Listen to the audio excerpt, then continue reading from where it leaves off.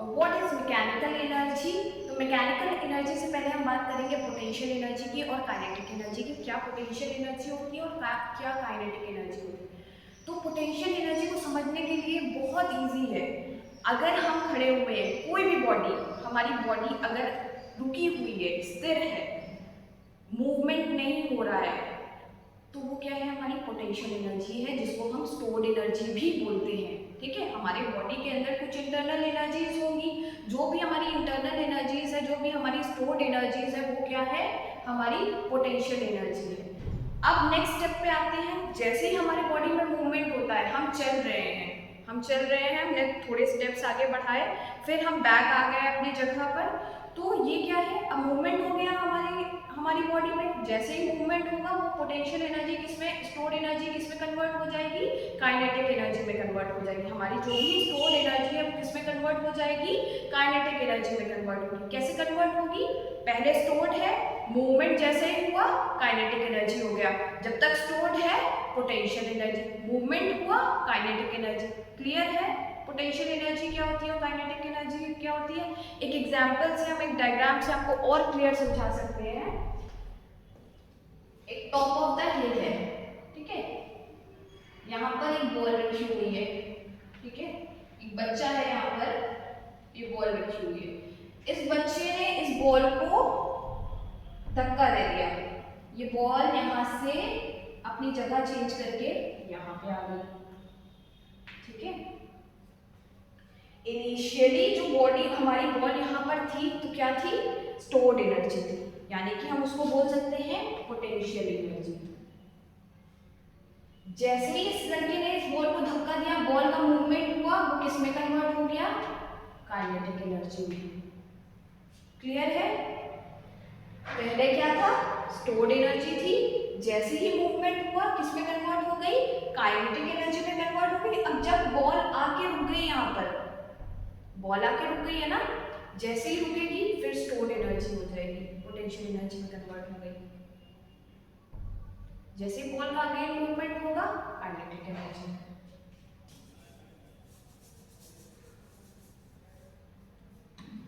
तो इस, I think इस एग्जांपल से आपको और क्लियर हो गया होगा कि पोटेंशियल एनर्जी क्या है और काइनेटिक एनर्जी क्या है। नेक्स्ट हम आ जाते हैं principle of conservation of mechanical energy. वो क्या बताता है, principle of conservation of mechanical energy ये बताता है कि कोई भी आइसोलेटेड सिस्टम है, वो किस पे निर्भर करेगा, कंजर्वेटिव फोर्सेस पर निर्भर करेगा। किस पर निर्भर करेगा, कंजर्वेटिव फोर्सेस। और जो भी हमारी मैकेनिकल एनर्जी आएगी, वो कांस्टेंट होगी।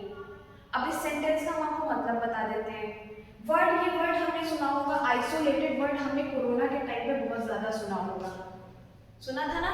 आइसोलेटेड का मतलब क्या होता है, बाउंडेड। हम एक रूम में, हमको रख दिया गया, हमें वहां पर आइसोलेट कर दिया गया, हम वहां पर बाहर नहीं निकल सकते हैं, बाउंड हो चुके हैं उस रूम के अंदर। तो विद इन अ सिस्टम के अंडर में है हम। तो जब विद इन अ सिस्टम की बात करेंगे, तो वो हम क्या कहेंगे, आइसोलेटेड सिस्टम कहेंगे। और वो किस पर निर्भर करता है, हमेशा कंजर्वेटिव फोर्सेस पे ही निर्भर करता है। और चाहे जितना कंजर्वेटिव फोर्सेस पे निर्भर करे, हमारी जो मैकेनिकल एनर्जी, जो आउटपुट हमारा आएगा, वो हमेशा क्या रहेगा, कांस्टेंट होगा। मान लीजिए कि अगर हमारी पोटेंशियल एनर्जी इंक्रीज कर रही है या काइनेटिक एनर्जी हमारी इंक्रीज कर रही है, तो मैकेनिकल एनर्जी एक्चुअल में क्या है, पोटेंशियल एनर्जी और काइनेटिक एनर्जी का सम ही तो है।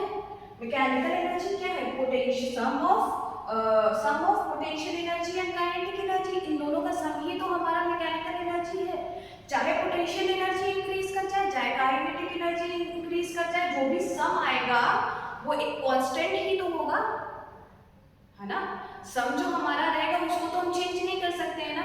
अगर हमारी पोटेंशियल एनर्जी इंक्रीज कर रही है, काइनेटिक एनर्जी हमारी डिक्रीज कर रही है, सम तो हमारा उन दोनों का जो समेशन होगा, उन्हीं से रिलेटेड हमारा आउटपुट आएगा।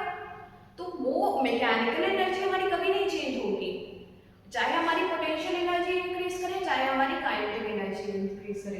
तो लास्ट पॉइंट हमें यही बता रहा है, if an object moves in opposite direction, कोई भी ऑब्जेक्ट है वो ऑपोजिट डायरेक्शन में जा रहा है, तो जो भी पोटेंशियल एनर्जी होगी विल इंक्रीज। ऑपोजिट डायरेक्शन में जा रहा है तो पोटेंशियल एनर्जी इंक्रीज करेगी और स्पीड उसकी चेंज हो जाएगी, ऑब्जेक्ट की जो स्पीड होगी वो चेंज हो जाएगी अगर पोटेंशियल एनर्जी इंक्रीज कर रही है, और kinetic energy of the object also changes. अगर पोटेंशियल एनर्जी हमारी इंक्रीज कर देगी तो काइनेटिक एनर्जी ऑटोमेटिकली चेंज हो जाएगी। स्टोर्ड एनर्जी है, जैसे ही कन्वर्ट हुई काइनेटिक एनर्जी में तो इंक्रीज किया पोटेंशियल एनर्जी, पोटेंशियल एनर्जी जैसे ही इंक्रीज होगी हमारा काइनेटिक एनर्जी भी चेंज हो जाएगी। तो लास्ट पॉइंट हमारा ये डिस्क्राइब कर रहा है। That's all for today. We will continue the next topic in the next session. Okay. Thank you.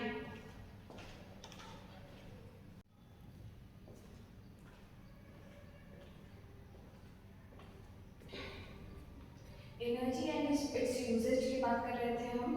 अगर लोग चल रहे हैं, बाईसाइकिलिंग कर रहे हैं लोग, अगर लोग क्या नाम है कार मूव कर रहे हैं from one place to another place, तो ये सब काम में हमें क्या लग रही है, एनर्जी की ज़रूरत लग रही है। बिना एनर्जी के ये काम हो नहीं सकते। अगर एनर्जी नहीं होगी ना लोग चल पाएंगे। भाई हम खाना अगर नहीं खाएंगे तो हम क्या चल पाएंगे कि हमारी बॉडी में एनर्जी रहेगी, हम बिस्तर में पड़े रहेंगे, है ना। अगर हम खाना खाएंगे, खाना खाने से हमें एनर्जी मिलेगी, तभी तो हम काम कर सकते हैं, तभी तो हम चल सकते हैं। तो मेन जो हमें एनर्जी कहाँ से मिल रही है, हमारी फूडिंग से। अगर हमारी फूडिंग अच्छी नहीं है, हमारी फूडिंग स्ट्रॉन्ग नहीं है, तो हमें एनर्जी नहीं मिलेगी, और एनर्जी नहीं होगी तो कोई भी कार्य नहीं होगा, कोई भी काम नहीं होगा। हमें चलना भी है, हम चल भी नहीं पाएंगे, दौड़ना है, हम दौड़ भी नहीं पाएंगे, हम इवन अपने बेड से नहीं उठ पाएंगे अगर हमारे पास एनर्जी नहीं है। तो each and everything in this world, हर एक चीज इस दुनिया में उसको एनर्जी की जरूरत होती है। बिना एनर्जी, बिना ऊर्जा के कोई भी कार्य संपन्न नहीं हो सकता है। क्लियर है? This question is clear to everyone. Next हम आ जाते हैं जो हमारी units and scales of energy use. हमारी क्या यूनिट्स होती है जिसमें हम एनर्जी को मेजर करते हैं। तो बेसिक यूनिट्स जो होती हैं वो है हमारी जूल, और नेक्स्ट क्या आ जाती है, हमारी कैलोरी आ जाती है। तो एसआई सिस्टम में जो हम मेजर करते हैं वो जूल को मेजर करते हैं, और कैलोरी क्या होती है, कैलोरी को हम ऐसे डिफाइन कर सकते हैं जैसे अब हमें पानी को in terms of heating of water, अब पानी को हम कैसे गर्म कर सकते हैं, कितनी अमाउंट की हमें एनर्जी चाहिए कि वो पानी बॉयल हो जाए।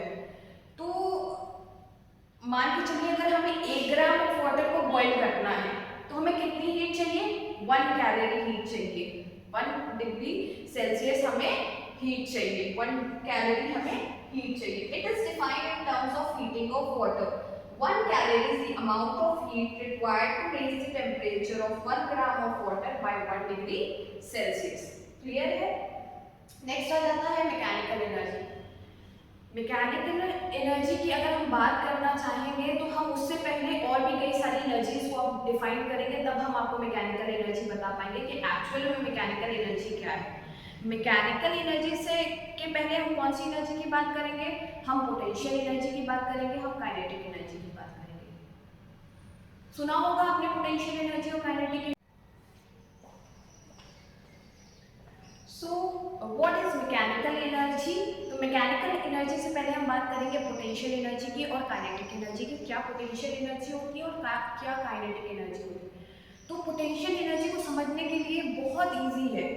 अगर हम खड़े हुए हैं, कोई भी बॉडी, हमारी बॉडी अगर रुकी हुई है, स्थिर है, मूवमेंट नहीं हो रहा है, तो वो क्या है, हमारी पोटेंशियल एनर्जी है, जिसको हम स्टोर्ड एनर्जी भी बोलते हैं। ठीक है, हमारे बॉडी के अंदर कुछ इंटरनल एनर्जीज होंगी, जो भी हमारी इंटरनल एनर्जीज है, जो भी हमारी स्टोर्ड एनर्जीज है, वो क्या है, हमारी पोटेंशियल एनर्जी है। अब नेक्स्ट स्टेप पे आते हैं। जैसे ही हमारी बॉडी में मूवमेंट होता है, हम चल रहे हैं, हमने थोड़े स्टेप्स आगे बढ़ाए, फिर हम बैक आ गए अपनी जगह पर, तो ये क्या है, अब मूवमेंट हो गया हमारी बॉडी में। जैसे ही मूवमेंट होगा वो पोटेंशियल एनर्जी किसमें, स्टोर्ड एनर्जी किसमें कन्वर्ट हो जाएगी, काइनेटिक एनर्जी में कन्वर्ट हो जाएगी। हमारी जो भी स्टोर्ड एनर्जी है वो किसमें कन्वर्ट हो जाएगी, काइनेटिक एनर्जी में कन्वर्ट होगी। कैसे कन्वर्ट होगी, पहले स्टोर्ड है, मूवमेंट जैसे ही हुआ काइनेटिक एनर्जी हो गया। जब तक स्टोर्ड है पोटेंशियल एनर्जी, मूवमेंट हुआ काइनेटिक एनर्जी। क्लियर है पोटेंशियल एनर्जी क्या होती है और काइनेटिक एनर्जी क्या होती है। एक एग्जांपल से, हम एक डायग्राम से आपको और क्लियर समझा सकते हैं। एक टॉप ऑफ द हिल है, ठीक है, यहाँ पर एक बॉल रखी हुई है, ठीक है, एक बच्चा है यहाँ पर, ये बॉल रखी हुई है, इस बच्चे ने इस बॉल को धक्का दे दिया, ये बॉल यहाँ से अपनी जगह चेंज करके यहाँ पे आ गई, ठीक है। इनिशियली जो बॉडी हमारी बॉल यहाँ पर थी तो क्या थी, स्टोर्ड एनर्जी थी, यानी कि हम उसको बोल सकते हैं पोटेंशियल एनर्जी। जैसे ही इस लड़के ने इस बॉल को धक्का दिया, बॉल का मूवमेंट हुआ, वो किस में कन्वर्ट हो गया, काइनेटिक एनर्जी में। क्लियर है? पहले क्या था, स्टोर्ड एनर्जी थी, जैसे ही मूवमेंट हुआ किस में कन्वर्ट हो गई, काइनेटिक एनर्जी में कन्वर्ट हो गई। अब जब बॉल आके रुक गई, यहाँ पर बॉल आके रुक गई है ना, जैसे ही रुकेगी फिर स्टोर्ड एनर्जी हो जाएगी, पोटेंशियल एनर्जी में कन्वर्ट हो गई। जैसे बॉल का अगेन मूवमेंट होगा, काइनेटिक एनर्जी।